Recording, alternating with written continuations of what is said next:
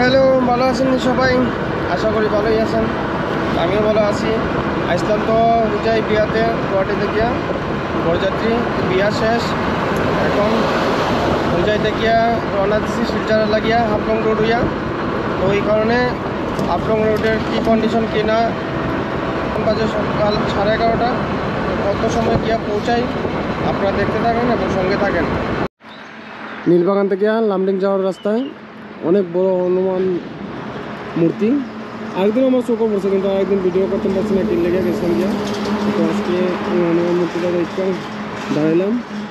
অনেক উঁচা, অনেক বৃহত্তর মূর্তিটা। বহুত হাইট আছে এটা মূর্তিটা। এখন এখান থেকে ডাইন দিকে গেলে লঙ্কা 1 কিলোমিটার, কিন্তু আমরা লঙ্কা টাউনে তো ঢুকতাম না, আমরা ডাইরেক্ট যাবো লামডিং রোডে। লামডিং এই জায়গা থেকে 37 কিলোমিটার। আমরা এখন লামডিং যাই, লামডিং হয়ে একটু হাফলং রোড চলবো আমরা। এই জায়গা থেকে লামডিং হইলো 18 কিলোমিটার, হাফলং হইলো 150 কিলোমিটার, আর শিলচর 280 কিলোমিটার। কিন্তু 280 কিলোমিটার না, আর কম হইব জানা মতে। কেন নগা পর্যন্ত আমি গেছি 300 কিলোমিটার দেখিয়া, কিন্তু এখান থেকে তো 280 হইতো না। ঠিক আছে, যাই এখন হাফলং হইয়া লামডিং, তারপরে হাফলং, তারপরে শিলচর। চলো শিলচর। এখন আছি আমরা লামডিংয়ে। এখান থেকে বাম দিকে হলো লামডিংয়ের টাউনের রাস্তা, কিন্তু আমরা টাউনে তো দরকার নেই লামডিংয়ে। তো ওই কারণে আমরা বাইপাস হয়ে যেয়ে গিয়ে আমরা নেক্সট পাইম মাইবং, তারপরে হাফলং, তারপরে হইল শিলচর। এই জায়গার নাম হইল লাংটিং। এখানে তো লাংটিং রেলওয়ে স্টেশনও আছে, ওইদিকে বাম দিকে পুলিশ স্টেশন আছে। এটা হলো লাংটিং টাউন। এই দেখো অবস্থা। কইয়া লাভ নাই, কিতা আর কইতাম। রাস্তা যেমন নিজের বাড়ির বারান্দা পায় মানুষের, এত বড় ন্যাশনাল হাইওয়ের মধ্যে না দিকে কেমনে আটে। রাস্তা তো ওইদিকে ঠিকই আছে, কিন্তু মধ্যে মধ্যে এক সাইড হয়েছে না আর কি, এরকম ইয়ার হয়েছে। ওই কারণে মধ্যে মধ্যে এক সাইডে 2 গাড়ি যেতে লাগে। তো কোনো জায়গায় তো 2 সাইড কমপ্লিট আছে, তো এই সাইডে কাজ চলে। এই কারণে এখন পর্যন্ত রাস্তা খারাপ করা যায় না, কারণ কি আগে তো আরও খারাপ করার রাস্তা দিয়ে আমরা মেঘালয় চলতাম। এখন তো আমরা মাইবংয়ের আশেপাশে আই গেছি, কোনো রাস্তা ঠিকই আছে, ভালোই আছে, আওয়া যায়। যেদিক দিয়ে আয় ওইদিকে হলো মাইবং যাওয়ার রাস্তা। আমরা গুয়াহাটি থেকে আইয়া লেফট সাইডে মাইবং যাওয়ার রাস্তা। আমরা যখন স্ট্রেট গেলে হইলো হাফলং, প্রথমে মাহুর পাইমু, মাহুর পরে হাফলং, তারপরে শিলচরের রোড। শিলচর যেতে যেতে তো অনেক কিছু পাইমু। ঠিক আছে, যাই এখন, চলেন আপনারা। মাইবং রোড ক্রস করে আইয়া অল্প আগে আইয়া বাম দিকে ন্যাশনাল হাইওয়ের মধ্যে একটা পার্ক আছে একজন বীর জওয়ানের। তো ওই ভিতরে গিয়া বাকিটা কইলাম। এই স্ট্যাচুর বীরের নাম হইল দে মালিক ক্যাম্প্রাই। উনি হলেন বীর দে মালিক ক্যাম্প্রাই। আর এই হলো পার্ক ভিতরের, অনেক সুন্দর। আর এটা উদ্বোধন করছেন আমরা আসামের মুখ্যমন্ত্রী শ্রী সর্বানন্দ সোনোয়াল, প্রাক্তন মুখ্যমন্ত্রী। উনি একজন বীর যোদ্ধা ছিলেন এই অঞ্চলের, তো ওনার প্রতি শ্রদ্ধা রইল আমার। এটা হইলো রোড টানেল, যেটা গুয়াহাটিতে গিয়া শিলচর যেতে একটাই আছে এখন বর্তমানে। ট্রেনের টানেল তো অনেকটাই আছে, কিন্তু রোড টানেল একটাই আছে আমরা এই রোডে। এই হলো রোড টানেলটা আছে তো প্রায় 1 কিলোমিটার মতো হইব আইডিয়া লাগে। এটাই এদিকে সোনাপুর আছে, সোনাপুরটা তো হইলো ছোটো মোটো, ওইটা তো এত দরিয়া লাভ হয় না। কারণ সোনাপুরটা ওই টিল্লার একটু সাইড 10 পরে দেখিয়া এটা টানেল বানাইছে একটু জায়গা। এইটা হলো টানেল আমরা শিলচর টু গুয়াহাটি হাইওয়ে হাফলং রোডে।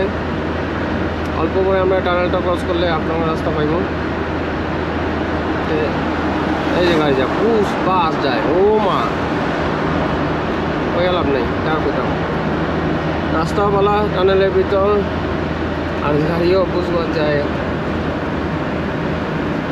আরাম আছে মতো তো রাস্তা খারাপ পাইছি না আমরা চলে এখনো সুন্দরই লাগে বাইরে তো আরও 8 কিলোমিটার 9 কিলোমিটার টানেল আছে যেটা ইন্ডিয়ার মধ্যে 1 নম্বর 2 নম্বর রোড টানেল এগুলো তো গিয়ে আইছি আমি কদিন আগে যে সময় লাদাখ গেছিলাম মে মাসে ওই সময় টানেল আছে আরও কিন্তু এটা আমরা লাগি তো অনেক কিচ্ছু আমরা এই গুয়াহাটি শিলচরের রোডে লাগে আমি কি আর তো নাই তাইলে কি থাকবো এইটাই এই শেষ রোড টানেল 1 কিলোমিটার তো হইব কমসে কম যাই এখন আমরা আছি হাফলং আর শিলচর যাওয়ার পয়েন্টে আমরা এই দিক থেকে আইছি ওজায় দেখিয়া এখন আমরা ডাইনে দিকে গেলে এই গাড়িটা হাফলং যায় ডাইনে দিকে আর ওই ট্রাকটা শিলচর যায় এই হলো হাফলংয়ের রাস্তা এই জায়গা থেকে হাফলং হলো 8 কিলোমিটার আর এদিকে শিলচর হলো 100 কিলোমিটার ডিস্টেন্স তো এখন আমরা শিলচর যাই এখানে অনেকজনে কমলা লইয়া বসে হাফলংয়ের লোকাল কমলা কেউ আইলে নিয়ে যেতে পারেন এখান থেকে লাগলে যাই আমরা শিলচর এখন রাস্তা তো কাজ চলে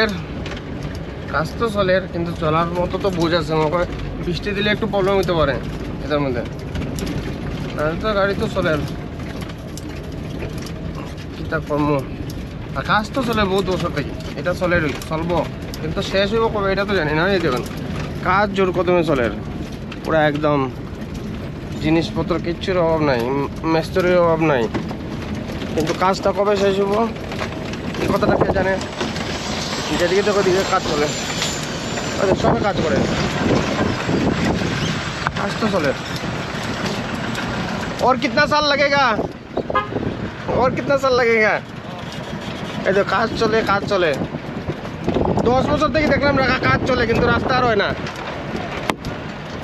নো কমেন্টস রাস্তা তো খারাপ এমন কিছু না কারণ হলো বৃষ্টি দিলে প্রবলেম হতে পারে নাইলে প্রবলেম হওয়ার কিছু না অসম্ভব যতটুকু আমরা আইছি জাটিঙ্গা তো আই গেছি আমরা তো এই কারণে রাস্তা তো খারাপ মিলছে না এমন তো এই কারণে যে কোনো গাড়ি লিয়ে তো বুঝিয়া চালাইলে হয়েছে সিডেন গাড়িও চালানি যাবো কোনো অসুবিধা নেই আর বৃষ্টি দিলে একটু রাস্তা তৈরি করবো আর কি কাদা হইব নাহলে তো ধুলা বালি মাটি এগুলোই কারণ আমার জিপসি তো এসি নাই এগুলোর লাগে প্রবলেম হয় যারা এসি গাড়ি আছে তাদের তো ওই ধুলার কোনো অসুবিধা নাই এই যে মাগনা ধুলা পাউডার মাগনা পাউডার লাগাইতে চাইলে আইতে পারেন গ্লাস লাগাইয়া আইলে মাগনা পাউডার লাগানো যেত না ঠিক আছে যাই দেখি কোনো রাস্তা খারাপ পাইলে তো দেখাইমু আর না হইলে তো চলমু রাস্তা এমন খারাপ না এরকম আর কি অল্প আপ ডাউন অফ রোড ঝাঁকড়ায় যেতে লাগে এই যে মা এদিকে আমি কয়েকদিকে ধরে আরো বেশি ঝাঁকড়ায় এটাই আর কি বৃষ্টি দিলে একটু প্যাক হইতে পারে নাহলে তো ঠিক আছে চলে সব গাড়ি যায় আর বান দরকার করলে আবার ভালো রাস্তা পাইমু এরপর মধ্যে ভাঙ্গা পাইমু কিন্তু এদিকে কিছু জায়গা পুরাই ভাঙ্গা আছে ভাঙ্গা না মানে ওই কাজ চলে যেতে লাগে এরকম এই যে কিছু না সামনে গেলে ভালো পাইম ঠিক আছে দেখতে থাকেন আপনারা রাস্তার কাজ করেন দিকে এখানে সব আটকে রয়েছে পুরো গাড়ি জাম লাগিয়ে রয়েছে তো রাস্তা পরিষ্কার করবো তারপরে ছাড়বো পগলানের মাটি কাটে ওইদিকে শব্দ শোনা যায় অনেক গাড়ি লাইনে আমরাও লাইনে দেখা যাক কত সময় পরে ছাড়ে আমরা তারপরে যাই এখনো কাজ চলে এদিকে তো ওই রাস্তা পরিষ্কার করে এর লাগিয়ে রাস্তা বন্ধ করে আর রাস্তা পরিষ্কার করে এরপরে আবার ছাড়ে তো ওই পকলা নিয়ে সাইড করে রাখছে এখন তো উপরে দিকে তারা মাটি কাটিয়া লামাইয়া তারপরে রোড ক্লিয়ার করে হয়েছে সব গাড়ি রাখা কাজ তো চলে তো কবে কমপ্লিট হয় ওইটাই ভগবান জানে ঠিক আছে যাই এখন তো আমরা ছাড়ছে কত সময় দাঁড়ানোর পরে যাই এখন রাস্তা তো ঠিকই আছে খালি দুলা আছে আর কি এমনি চলে ভালো রাস্তা তো কইতাম পারতাম না তো এক্সেস খারাপও কইতাম পারতাম না যাওয়ার হইলে দরকার লাগলে মানুষ যায় তো কারণে দরকার লাগলে তো যেতেই লাগবো তো কারণে তো যাওয়া যায় চলে এই রাস্তায় এখানে আগে তো এর থেকে খারাপ আসলাম এখানেও এর থেকে খারাপ আসলাম তবু তো গাড়ি যেতে হয়তো তখন এই অবস্থায় চলানি যায় গাড়ি, আর এমন গাতা কারা নাই, সব যে কোনো ধরনের গাড়ি চলবে দি, কোনো অসুবিধা নেই। ছোটো গাড়ি হলে একটু দেখে দেখে চালাই লইছে শেষ।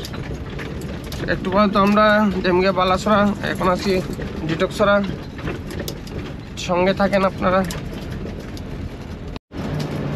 এখন তো আয়া পড়ছি আমরা বালাসরা